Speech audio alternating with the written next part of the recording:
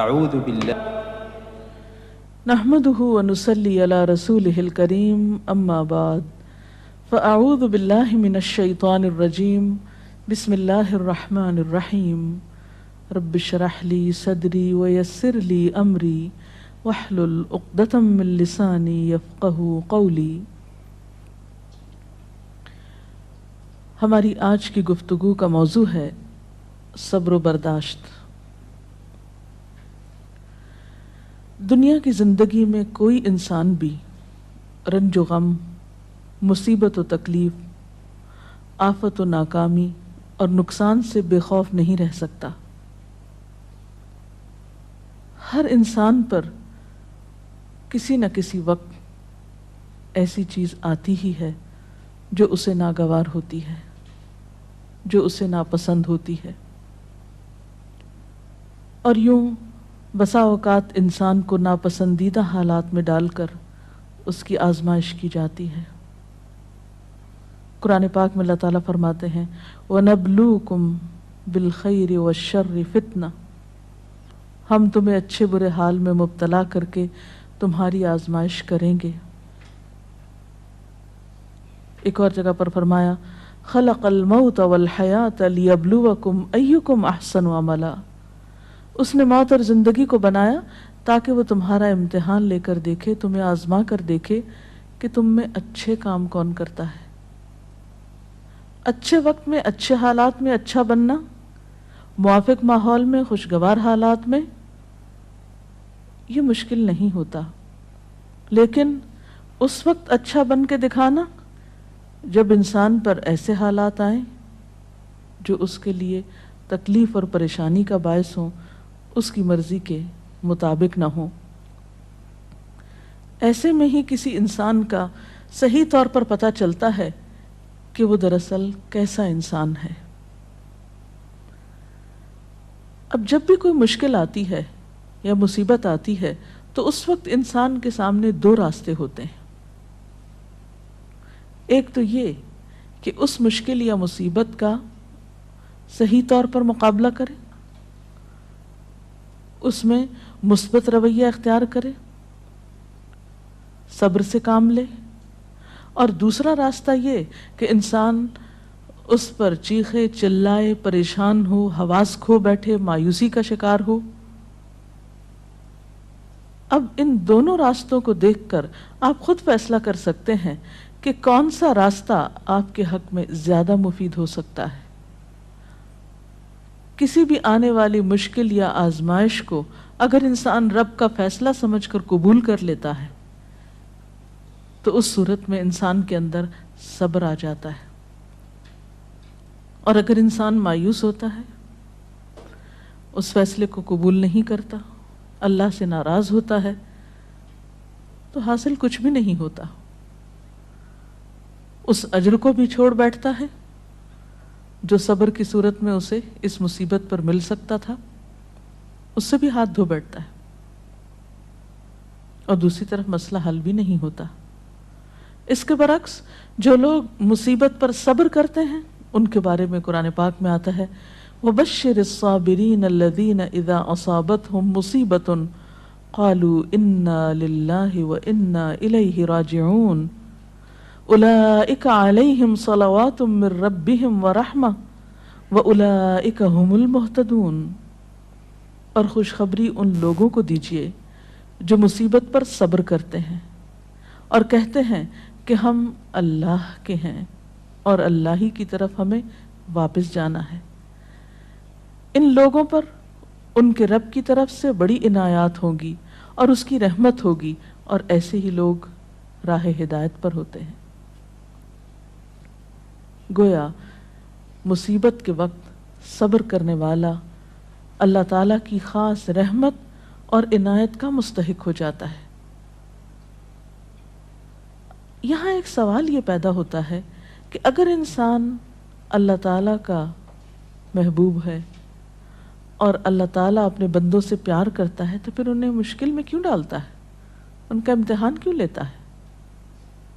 تو بات یہ ہے کہ دنیا میں بھی امتحان کے بغیر انسان کی اصل قدر و قیمت سامنے نہیں آتی۔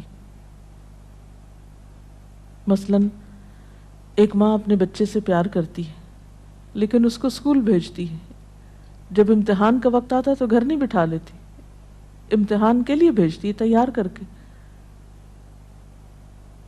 اور امتحان سے جب بچہ گزرتا ہے تو ہی وہ پہچانتا ہے کہ اب وہ کس قابل ہے۔ کامیابی امتحان کے بعد ہی آتی، بغیر امتحان کے تو کامیابی کا تصور ہی نہیں۔ اسی طرح ہم دیکھتے ہیں کہ دنیا کی تاریخ میں جس طرح کے بھی لوگ آئے، خواہ وہ نیک آئے یا بد آئے، اچھے یا برے، انبیاء اور صالحین تھے یا فاسقین و فجار تھے، آزمائشیں ہر ایک کی زندگی میں آئیں۔ اس دنیا میں سب کو امتحانوں سے گزرنا پڑا۔ ہاں، یہ فرق ضرور ہے کہ اللہ کے پیاروں نے اللہ کی طرف سے آئے ہوئے امتحان پر کبھی شکوہ نہیں کیا، بے صبری سے اور جلد بازی سے کام نہیں کیا، بلکہ اس کے برعکس صبر سے کام لیا۔ نبی صلی اللہ علیہ وسلم نے فرمایا کہ اذا احب اللہ قوما، جب اللہ کسی قوم سے، کسی گروہ سے محبت کرتا ہے، ابتلاہم، تو ان کو آزما لیتا ہے۔ گویا آزمائش اللہ کی طرف سے کسی ناراضگی کی علامت ہی نہیں، بلکہ بسا اوقات وہ اس کی محبت کی علامت ہوتی۔ پھر فرمایا کہ جو شخص اس پہ راضی ہو جاتا ہے اللہ اس کے لیے راضی ہو جاتا ہے، اور جو ناراض ہوتا ہے اللہ تعالیٰ اس سے ناراض ہو جاتا ہے۔ لیکن وہ لوگ جو کسی بھی دکھ، تکلیف اور آزمائش کے وقت صبر کرتے ہیں تو ان کے بارے میں خوشخبریاں بھی ہیں۔ ایک جگہ پر آتا ہے ان اللہ مع الصابرین، اللہ صبر کرنے والوں کے ساتھ ہے۔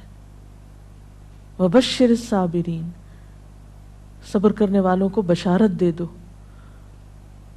اور قیامت کے دن تو صبر کرنے والوں کا اجر بے پناہ ہے۔ حدیث میں آتا ہے قیامت کے روز دنیا میں عافیت سے رہنے والے جب آزمائش میں مبتلا لوگوں کے اجر کو دیکھیں گے، یعنی قیامت کے دن جو ان کو اجر ملے گا اس کو دیکھیں گے تو تمنا کریں گے کہ اے کاش دنیا میں ہماری جلد کینچیوں سے کاٹ دی جاتی اور ہم بھی صبر کرتے اور آج ہمیں بھی اتنا بڑا اجر ملتا۔ اور اس کے علاوہ جو بھی مصیبت، تکلیف، حتیٰ کہ کانٹا بھی چبھتا ہے بندہ مومن کو تو اللہ تعالیٰ اس کے بدلے میں بھی انسان کے گناہ معاف کرتا رہتا ہے۔ اس لیے کبھی بھی اس بات پر پریشان نہیں ہونا چاہیے کہ کوئی مصیبت جو آ گئی تو یہ شاید اللہ تعالیٰ کی ناراضگی ہی کا ذریعہ ہے، نہیں، اسی پریشانی میں آپ اللہ کی رضا کو بھی پا سکتے ہیں۔ نبی صلی اللہ علیہ وسلم نے فرمایا جس مسلمان کو کوئی قلبی اذیت، جسمانی تکلیف، بیماری، رنج، دکھ، غم، کچھ بھی جو پہنچتا ہے، حتیٰ کہ اگر اسے کانٹا بھی چبھ جاتا ہے اور وہ اس پہ صبر کرتا ہے تو اللہ تعالیٰ اس کے بدلے اس کے گناہوں کو معاف کر دیتا ہے۔ اس لیے تکلیف مانگنی تو نہیں چاہیے، عافیت کی دعا پسندیدہ ترین دعاؤں میں سے ہے، لیکن اگر تکلیف آ جائے تو اس پر واویلا نہیں کرنا چاہیے، اس کو اللہ کا فیصلہ سمجھ کر قبول کر لینا چاہیے اور اس وقت صبر سے کام لینا چاہیے۔ اب سوال یہ پیدا ہوتا ہے کہ صبر کیا کیسے جائے؟ تو اس کے لیے شعوری کوشش کی ضرورت ہوتی ہے۔ حدیث پاک میں آتا ہے من یتصبر یصبرہ اللہ، جو صبر کرے گا اس کو اللہ صبر دے دے گا۔ تو گویا سب سے پہلے نیت اور ارادے کی ضرورت ہے، اللہ کے فیصلے کو قبول کرنا، ایکسپٹ کر لینا کہ جو ہونا تھا ہو گیا، آپ اسے تبدیل نہیں اب کر سکتے۔ مثلا کوئی شخص فوت ہو گیا، آپ اس کو دنیا میں لا تو نہیں سکتے، اب کیا اللہ کے فیصلے کو قبول کر لیجئے اور اس طرح بہیو کیجئے کہ اللہ راضی ہو جائے کہ ہاں اس میرے بندے نے میری بات کو قبول کر لیا، اس کا برا نہیں مانا۔ پھر اسی طرح انسان اپنے رب کی طرف سے ملنے والی نعمتوں کو اس موقع پہ یاد کرے۔ جب ایک چیز جاتی ہے تو بہت سی ہمارے پاس بھی تو ہوتی ہیں، عموماً ہم اس کے پیچھے تو بہت روتے ہیں جو چلی جاتی ہے، اور جو نعمتیں ابھی ہمارے ہاتھ میں ہیں، ابھی ہمارے پاس ہیں، ان پر ہماری توجہ ہی نہیں جاتی۔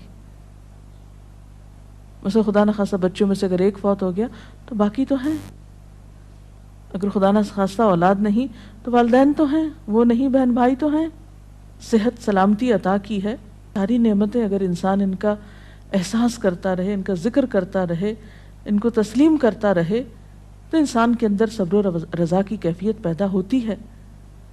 اور پھر اگر پھر بھی دل میں صبر نہ آئے تو ان لوگوں کے حالات پر نظر ڈالی جائے جو ہم سے زیادہ مصیبتوں کا شکار ہیں۔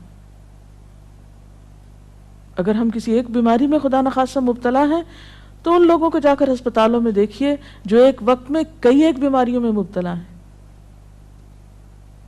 تو ہمیشہ تکلیف میں اپنے سے بڑی تکلیف والے پہ نظر ڈالیں گے تو اپنی بھول جائیں گے۔ اور اس کے ساتھ ساتھ یہ ہے کہ انسان کو دعا بھی کرتے رہنا چاہیے۔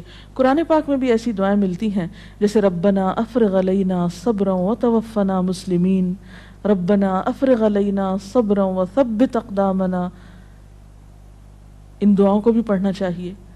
اسی طرح حضرت ابن عباس کا بیان ہے کہ نبی صلی اللہ علیہ وسلم جب کسی رنج و غم میں مبتلا ہوتے تو یہ دعا کیا کرتے تھے، لا الہ الا اللہ رب العرش العظیم، لا الہ الا اللہ رب السماوات و رب الارض و رب العرش الکریم۔ تو اللہ کا ذکر، اس کی دی ہوئی نعمتوں کا شکر انسان کے لیے صبر کے معاملے کو آسان کر دیتا ہے۔ اور حقیقت یہ ہے کہ صبر سے بڑھ کر کوئی چیز نہیں جو انسان کے لیے اتنی فائدہ مند ہو، جیسا کہ ایک بخاری کی حدیث میں آتا ہے، ما اعطی احد عطاء ما اعطی احد عطاء خیرا واوسع من الصبر۔ صبر کی توفیق سے بڑھ کر سمجھ لو کہ بہتر اور عمدہ نعمت کسی اور کو نہیں ملی۔ یعنی جس کو صبر کرنے کی توفیق ہو گئی، ہمت ہو گئی، تو سمجھ لیجئے کہ اس کو سب سے بڑھ کر نعمت مل گئی۔ یہ توفیق رب کی نعمتوں میں سے ایک بڑی نعمت ہے۔ اور ایک اور روایت میں تو صبر کو آدھا ایمان کہا گیا، صبر نصف الایمان۔ اور مومن کا حال کچھ یوں بتایا گیا، یعنی مومن کی شان آپ صلی اللہ علیہ وسلم نے فرمایا کہ مومن کی شان بھی عجیب ہے، اور یہ شان مومن کے سوا کسی اور کو نصیب نہیں ہوتی۔ ان اصابتہ سراء شکر فکان خیر لہ وان اصابتہ ضراء صبر فکان خیر لہ، کہ اگر اسے راحت اور خوشی ہوتی ہے تو وہ شکر کرتا ہے، اس طرح اپنی نیکی کو بڑھا لیتا ہے، اور اگر اسے کوئی تکلیف پہنچتی ہے تو صبر کرتا ہے، اور اس سے وہ اپنے درجے بڑھا لیتا ہے۔ تو گویا صبر ہر حال میں انسان کے لیے فائدہ مند ہے اور انسان کے درجات کو بڑھانے کا ذریعہ ہے۔ اس کے برعکس بے صبری انسان کے لیے کسی طور پر بھی فائدہ مند نہیں۔ بے صبری سے کوئی کام نہیں بنتا، بے صبری سے کوئی بھی نتیجہ نہیں نکلتا، آپ تقدیر کے کسی فیصلے کو پلٹا نہیں سکتے۔ اس لیے صبر کرنا فائدہ مند ہے۔ اللہ تعالیٰ سے اس کی توفیق مانگنی چاہیے۔ اللہ تعالیٰ ہم سب کو اپنی عافیت میں رکھے، اور اگر اس کے فیصلے سے کوئی آزمائش زندگی میں آئی ہوئی ہے تو اس پر صبر کے ساتھ اللہ سے رجوع کرنے کی توفیق ملتی رہے۔ اس سلسلے میں اگر کوئی سوال ہو آپ کے ذہن میں۔ ایک حالات جو ہمیں بہت ہی کامن نظر آتے ہیں کہ جب کسی کی وفات ہوتی ہے، اور بہت ہی عام دیکھا گیا ہے کہ لوگ بالکل اپنے آپے سے باہر ہو جاتے ہیں، اسے اللہ کی رضا، اللہ کا وقت، جانے والے کا کوئی بالکل انہیں صرف اپنا غم کہ ہم سے یہ چھٹ گیا، اور اتنی استغفر اللہ غلط باتیں کہتے ہیں ان موقعوں پر، اور جب انہیں کوئی سمجھانا چاہے تو وہ اس مینٹل سٹیٹ میں، اس مینٹل فریم آف مائنڈ میں ہوتے نہیں کہ کسی کی بات سننا چاہیں، اور وہ بالکل صبر کا دامن چھوڑے ہوئے ہوتے ہیں۔ تو اس طریقے سے ان ماحول میں لوگوں کو کیسے ڈیل کیا جائے؟ ایسے سب لوگ اپنے بارے میں سوچیں کہ ان کی اس بے صبری نے ان کو کیا دیا، کیا اللہ کا فیصلہ پلٹ گیا، کیا اس بے صبری سے انہیں کوئی اجر ملا، کیا ان کی اس بے صبری سے دوسروں کو کوئی راحت ملی۔ جب انسان بے صبری سے کام لیتا ہے تو وہ نہ صرف یہ کہ خود کو پریشان کرتا ہے بلکہ اپنے آس پاس کے لوگوں کے لیے ایک اذیت کا سبب بن جاتا ہے، ان پہ ایک بوجھ بن جاتا ہے۔ پھر بعض اوقات زبان سے ایسی ناروا باتیں نکالتا ہے کہ اللہ تعالیٰ کو ناراض کر دیتا ہے. حالانکہ دیکھا جائے تو ان ساری چیزوں کے نتیجے میں سوائے خسارے اور ناکامی کے کچھ حاصل نہیں ہوتا. اسی لیے قرآن پاک میں اللہ تعالیٰ فرماتے ہیں والعصر ان الانسان لفی خسر الا الذین آمنوا وعملوا الصالحات وتواصوا بالحق وتواصوا بالصبر. قسم ہے زمانے کی، یقیناً انسان نقصان میں ہے سوائے ان لوگوں کے جو ایمان لائے اور جنہوں نے اچھے کام کیے، ایک دوسرے کو حق کی تلقین کرتے رہے اور ایک دوسرے کو صبر کی تلقین کرتے رہے. تو خواہ تکلیف میں مبتلا شخص چیخنا پکارنا کرے، پھر بھی آس پاس کے لوگوں پر لازم ہے کہ وہ کسی نہ کسی طریقے سے اسے صبر کی طرف لے آئیں، اس لیے کہ صبر کے علاوہ اور کوئی دوا ہے ہی نہیں ایسے لوگوں کی. میم صبر کا مطلب کیا ہے؟ صبر کرنا کیا ہوتا ہے؟ صبر کا معنی ہوتا ہے اپنے آپ کو روک لینا، یعنی نیگیٹو ریئیکشن سے روکنا، منفی رویے سے روکنا، ناپسندیدہ حالات میں ناپسندیدہ طرز عمل سے خود کو روکنا، اور ایسے موقع پر ہمت اور دلیری سے کام لیتے ہوئے وہ طریقہ اور وہ طرز عمل اختیار کرنا جو اللہ تعالیٰ کی رضا کا باعث بنے. انسان اسفل سافلین میں نہ جا گرے، اپنے درجے سے انسانیت سے نیچے نہ اترے، اپنی زبان اپنے طرز عمل سے کوئی ایسا مظاہرہ نہ کرے جو انسانیت کے خلاف ہو، ایک مسلمان کی شان کے خلاف ہو، جو اللہ کو ناراض کرنے والا ہو. اسی رویے کا نام صبر ہے. رسول اللہ صلی اللہ علیہ وسلم کی زندگی سے میڈم کوئی مثال بتائیں جب ان کو کوئی بہت بڑا لاس ہوا ہو یا کوئی ان سے بچھڑ گیا ہو تو ان کا کیا رد عمل ہوتا تھا؟ اس میں ہم بے شمار مثالیں دیکھتے ہیں. مثلاً آپ دیکھتے ہیں کہ سفر طائف کے موقع پر جب آپ صلی اللہ علیہ وسلم کو لوگوں نے پتھروں سے مارا، آپ پہ آوازیں کسے، آپ نے ان کو بد دعا تک نہیں دی، خاموشی اختیار کی، پیدل چلتے آئے، پھر ایک باغ میں آ کر آپ نے آرام فرمایا. جبریل امین حاضر ہوئے کہ اگر آپ اجازت دیں اور آپ چاہیں تو ان لوگوں کو دو پہاڑوں کے بیچ میں پیس کے رکھ دیا جائے. لیکن آپ نے اس موقع پر بھی کوئی بات ایسی زبان سے نہیں نکالی، بلکہ کیا فرمایا کہ اللہ ان کو ہدایت دے، شاید ان کی نسلوں میں سے کوئی ایسا شخص ہو جو ہدایت پا جائے. اور ہم دیکھتے ہیں کہ محمد بن قاسم اسی قبیلے سے تعلق رکھتا تھا جس کی وجہ سے سندھ فتح ہوا اور یہاں اسلام کا دورہ ہوا. اثرات کہاں تک پہنچے صبر کے. اسی طرح اپنی اولاد کے معاملے میں آپ کے بیٹے ابراہیم، جن سے آپ کو بہت پیار تھا، جب وہ فوت ہوئے تو وہ آپ کی گود میں تھے اور آپ کے آنسو ٹپ ٹپ گر رہے تھے. لوگوں نے دیکھا تو کہا اللہ کے رسول صلی اللہ علیہ وسلم آپ بھی روتے ہیں؟ فرمایا کہ ہاں، یہ تو رحمت کی علامت ہوتی ہے. آنکھ آنسو بہاتی ہے، دل غمگین ہوتا ہے، لیکن زبان سے وہی نکلے گا جو اللہ کی رضا ہوگی، یعنی زبان سے کوئی ناپسندیدہ بات نہیں نکلے گی. اسی طرح جنگ احد کے موقع پر جب آپ کا دانت شہید کر دیا گیا، اس موقع پر بھی آپ نے کس طرح صبر و رضا سے کام لیا. تو گویا خواہ کوئی جسمانی تکلیف ہوئی آپ کو، یا اولاد کی طرف سے تکلیف اور غم پہنچا، یا اللہ کے راستے میں جب کہیں ستائے گئے، تو کسی بھی موقع پر آپ نے کبھی کوئی ایسا طریقہ اختیار نہیں کیا کہ جو اخلاق سے کم ہو. اسی لیے آپ کو یہ اعزاز نصیب ہوا کہ انک لعلی خلق عظیم، بے شک آپ اخلاق کی عظمتوں پر فائز ہیں. اور واقعی بہترین اخلاق اس وقت کسی کا پتہ چلتا ہے، اور بہترین اخلاق والا وہی ہو سکتا ہے جو ایسے موقع پر بہترین اخلاق کو ثبوت دے جب حالات اس کے موافق نہ ہوں، اس کے خلاف ہوں، اس کے نفس کو ناگوار ہوں، اس کے لیے تکلیف دہ ہوں، پریشان کن ہوں. جی کوئی اور سوال؟ یہ صبر کے معاملے میں ہم عورتیں جو ہیں عموماً بے صبری کا زیادہ مظاہرہ کرتے ہیں، خاص کر جیسے کہیں اموات ہو جائے یا کچھ ہو جائے.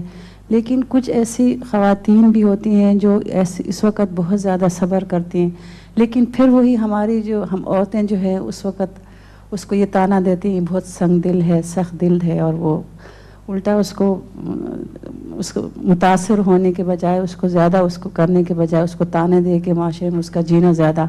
تو اس معاملے میں جو ہے امہات المومنین کی کوئی ایسی مثالیں ہوں جو کہ بھئی اس طرح انہوں نے تکالیف میں صبر کیا، اور ہم عورتوں کا ایسے معاملے میں کیا کردار ہونا چاہیے کہ ایسے جو صبر کرتی ہیں خواتین.